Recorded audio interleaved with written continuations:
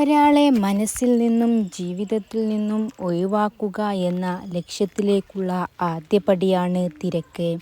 രണ്ടാം പടിയാണ് അവഗണന. മൂന്നാം പടിയാണ് മൗനം.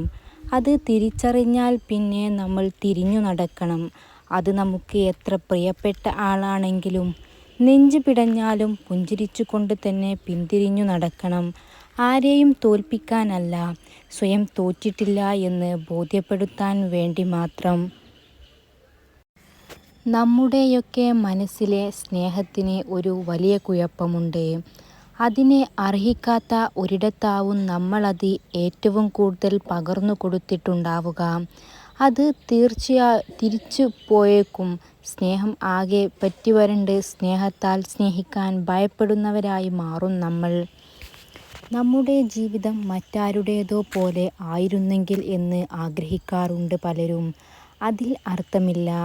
പുഴയിലൂടെ താറാവ് നീങ്ങുന്നത് കണ്ടിട്ടില്ലേ? പുറമേ നിന്ന് നോക്കുന്നവർക്ക് തോന്നും, ആഹാ എന്ത് ഭംഗിയാണ് അവയുടെ വരവ് കാണാൻ. എന്നാൽ വെള്ളത്തിനടിയിലൂടെ നോക്കിയാൽ കാണാം അവർ കിടന്നടിക്കുന്നത്. നമ്മളതിൻ്റെ വെപ്രാളം കാണുന്നില്ല. നമുക്ക് ചുറ്റുമുള്ള 90% പേരുടെയും ജീവിതം ഏതാണ്ട് ഈ അവസ്ഥയിലാണ്. പുറമേ നിന്ന് നോക്കുമ്പോൾ എല്ലാവരും വളരെ ഹാപ്പിയായിട്ടാണ്. പക്ഷേ എല്ലാവർക്കുമുണ്ട് അവരവരുടേതായ പ്രശ്നങ്ങൾ. നമ്മളത് കാണുന്നില്ല എന്ന് മാത്രം. ഒരുപാട് പ്രിയപ്പെട്ടതാക്കി ചേർത്തു നിർത്തി നമ്മുടെ മുൻഗണനകളിൽ അവരില്ലാത്ത ഒരിടം പോലും അവശേഷിപ്പിക്കാതെ, തിരിച്ചു കിട്ടിയില്ലെങ്കിലും ആവോളം സ്നേഹിച്ച് നമ്മൾ തന്നെയാണ് പലർക്കും കൊതി തീരുവോളം നമ്മളെ നോവിക്കാനും ഒരു പരിഗണനയും തരാതെ ഒരിടത്ത് ഉപേക്ഷിക്കാനുമുള്ള വഴിയൊരുക്കി കൊടുക്കുന്നത്.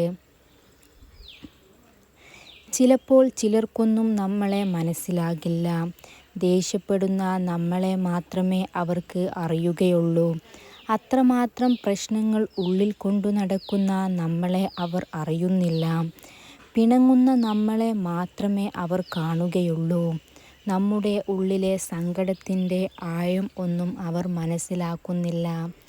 ചിരി അഭിനയമാക്കിയ നമ്മളെ മാത്രമേ അവർ കാണുന്നുള്ളൂ. ചിലപ്പോഴെല്ലാം കരഞ്ഞു തളർന്നു പോകുന്ന നമ്മളെ അവർ കാണുന്നില്ല. അത് ചിലപ്പോൾ ഒന്നും പ്രിയപ്പെട്ട ചിലർക്ക് പോലും നമ്മളെ മനസ്സിലാകില്ല എന്നതു കൂടിയാണ്. ഓർമ്മിക്കാൻ നല്ല ഓർമ്മകളുണ്ടെങ്കിൽ ഒറ്റയ്ക്കിരിക്കാൻ നല്ല സുഖമാണ്. നെഞ്ചിനുള്ളിൽ മഞ്ഞു പെയ്യുന്നത് പോലെ അത്ര സുഖം. പക്ഷേ നമ്മളെ ഒറ്റപ്പെടുത്തിയതിൻ്റെ പേരിലാണ് ഒറ്റയ്ക്കിരിക്കുന്നതെങ്കിൽ ഓർമ്മകൾക്കെല്ലാം കടലിനേക്കാൾ ഭാരവും മുള്ളിനേക്കാൾ മുനയും ഉണ്ടാകും. ആ നിമിഷങ്ങളിലെ ചില ചീത്ത തോന്നലുകൾ നിങ്ങളെ സ്വയം അവസാനിപ്പിക്കാനുള്ള കഴിവുണ്ട് എന്നതാണ്. അതുകൊണ്ട് ഓർമ്മകളെ നിങ്ങൾ വലിച്ചൂരി വേഗത്തിൽ പുറത്തേക്കിറങ്ങുക. എന്നിട്ട് ജീവിക്കുക. മുന്നോട്ട് ഒറ്റയ്ക്ക് എന്ന് തിരിച്ചറിയുമ്പോൾ മനസ്സിൽ കയറിക്കൂടുന്ന ധൈര്യം, പ്രതീക്ഷകൾക്ക് സ്ഥാനമില്ലെന്ന് തിരിച്ചറിയുമ്പോൾ ഇല്ലാതാകുന്ന ഭയം, ജീവിതത്തിലെ നഷ്ടങ്ങൾക്ക് അത് നാം അനുഭവിച്ചേ തീരൂ എന്ന് തിരിച്ചറിയുമ്പോൾ ഉണ്ടാകുന്ന സമാധാനം. അപ്പോൾ നാം തിരിച്ചറിയും, ഐ ആം വെരി സ്ട്രോങ്. മിണ്ടി മിണ്ടി മിണ്ടാതായ, ഓർത്ത് ഓർത്ത് ഓർക്കാതായ മനുഷ്യരെപ്പറ്റി പറയട്ടെ.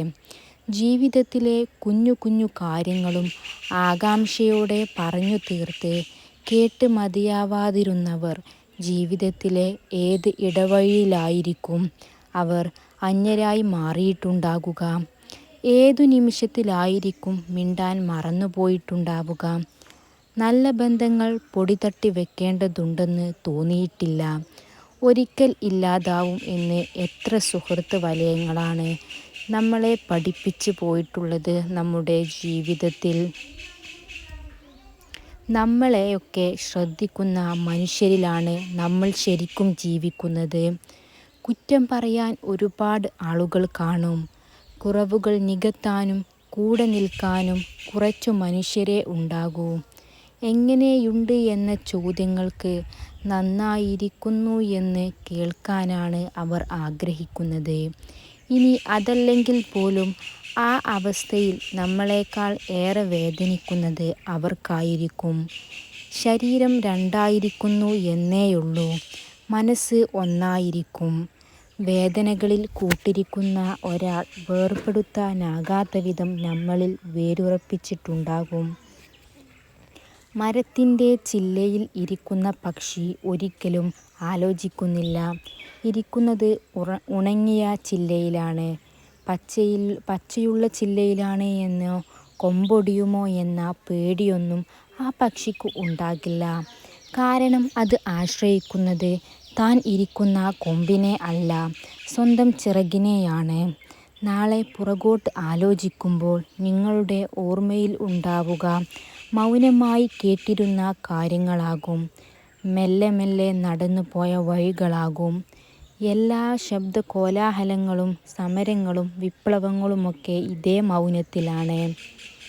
ജീവിത വിജയത്തിന് ചില പാഠങ്ങൾ, നിങ്ങളുടെ സൗന്ദര്യം, നിറം, ഉയരം ഇവയൊക്കെ വിജയത്തിന് 1% ബാക്കി 99% നിങ്ങളുടെ അധ്വാനവുമാണ്.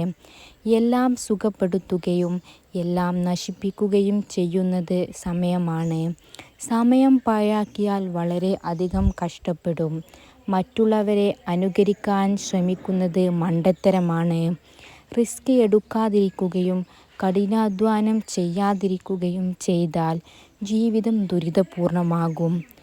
മറ്റുള്ളവരുടെ ഉപദേശം ചെവിക്കൊണ്ടാൽ നിങ്ങളുടെ ശരിയായ കരിയർ തിരഞ്ഞെടുക്കുന്നതിൽ നിന്ന് വ്യതിചലിക്കും.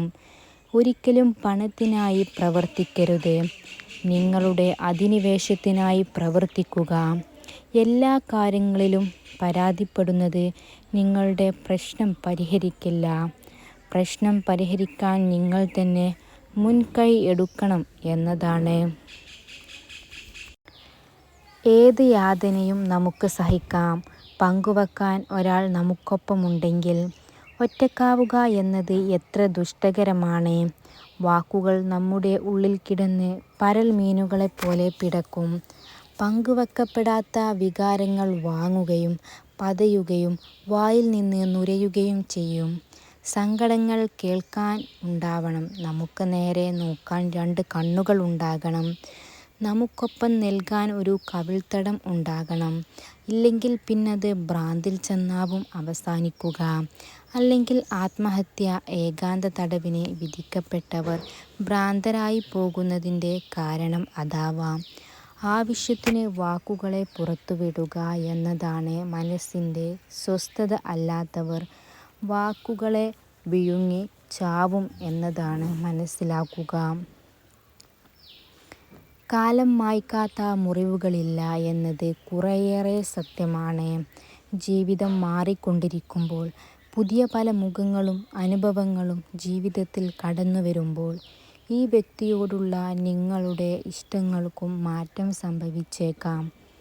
അവരുടെ മെസ്സേജോ ഫോൺ കോളുകളോ കണ്ടുമുട്ടലുകളോ ഒന്നും നിങ്ങളെ ഒരു വിധത്തിലും ബാധിക്കാതെ വരാം. പക്ഷേ അപ്പോഴും ആ വ്യക്തിക്ക് മാറ്റം ഒന്നും സംഭവിക്കുന്നില്ല. മാറ്റം വന്നത് നമുക്ക് അവരോടുള്ള സ്നേഹത്തിലാണ്. സ്നേഹം നഷ്ടമാകുമ്പോൾ സ്പെഷ്യൽ എന്ന് കരുതിയ പലരും സാധാരണക്കാരായി മാറിയേക്കാം. എന്തുകൊണ്ടാണ് ഞാൻ ഇയാളെ ഇത്രമേൽ സ്നേഹിച്ചതെന്ന് നിങ്ങൾ അത്ഭുതപ്പെട്ടേക്കാം.